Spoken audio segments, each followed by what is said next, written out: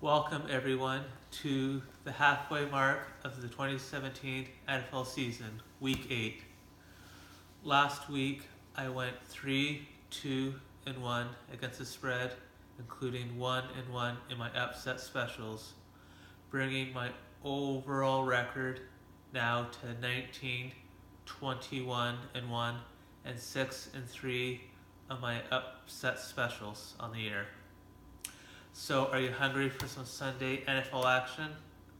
Well, let's take a plane down to the deep south and have some gumbo and grits as we're headed to New Orleans. I like the Saints -7 over the Bears. QB Trubisky and the Bears offense will be up against it this week in the Superdome, as they can't lean on the running game, as they'll have to open things up, which I think they could struggle against the front seven of the Saints, pass rush, and ability to stop the run. And I think Trubisky will have trouble in the Superdome crowd noise and handling all the exotic blitz packages that they can put out on the field. And on offense, I look for Drew and crew to target Ingram and Kamara in the passing game, and I think this will lead to lots of play action passes down the field for explosive plays. And I expect the Bears secondary to have trouble handling the speed, especially that of Tengen and in the return game. So let's head down to the Sunshine State of Tampa Bay. I like the Panthers +2.5 over the Bucks. After having back-to-back brutal Sundays on the field, I look for Cam to dust off his cape and lead the Panthers back to victory. I think Newton on offense will have all the time in the world in the pocket, as so far this year the Bucks pass rush has been on vacation, and making things more difficult for the Bucks, they just lost top pass rusher Noah Spence to injury. And as much as the pass rush hasn't been there, the Bucks have been brutal on third down on defense. So I look for Funchess to have a day for the ages, and I look for the Panthers to give Stewart and McCaffrey some passes out of the backfield. And on defense, I look for the front seven of the Panthers to give lots of heat and confusion to Winston.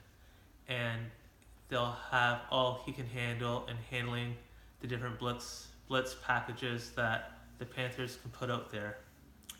So I look for the Panthers to get a leg up on this NFC matchup. Now let's head out west to Seattle. I like the Seahawks -4.5. So far this young season, young stud Deshaun Watson has lit up the scoreboard. But what you might not know is he hasn't left the state of Texas and the whole Texans team in the last month. So they'll have to pack up their suitcase and put on their big boy pads on to take on the Legion of Boom and crew. I look for the Legion of Boom to slow down the speedy receivers of the Texans and frustrate them all game, and to keep Watson from running out, scrambling, and keep him in the pocket where he's not quite as good.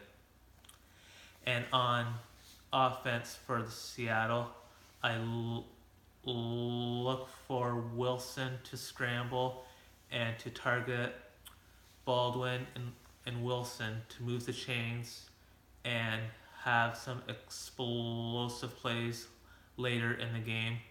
And their special teams are always top notch, which the Texans have a lot of issues in kick coverage. So it's that time again.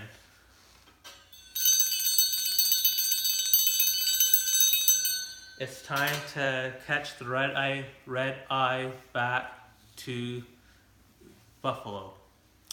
I like the Raiders +3 over the Bills.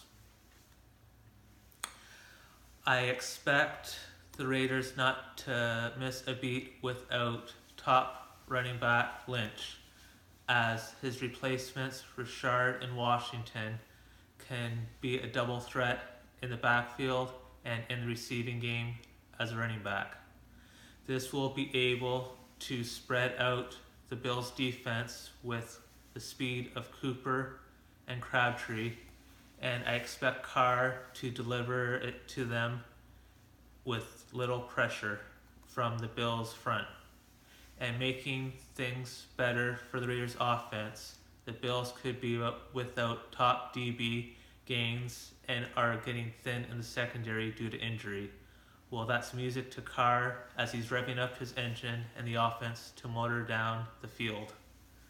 And on defense, I look for a spirited effort from pass rusher Mack as he's having a homecoming game as he played his college ball and grew up in the Buffalo area. So I look for him and the rest of the Raiders defense to have a top-notch game and to shut up the critics about how lousy their defense is. But what you might not know, it's top 5 once it gets into the red zone, which could be an issue for the Bills' offense. So here are my picks, and enjoy your NFL Sunday, and we'll catch you next week.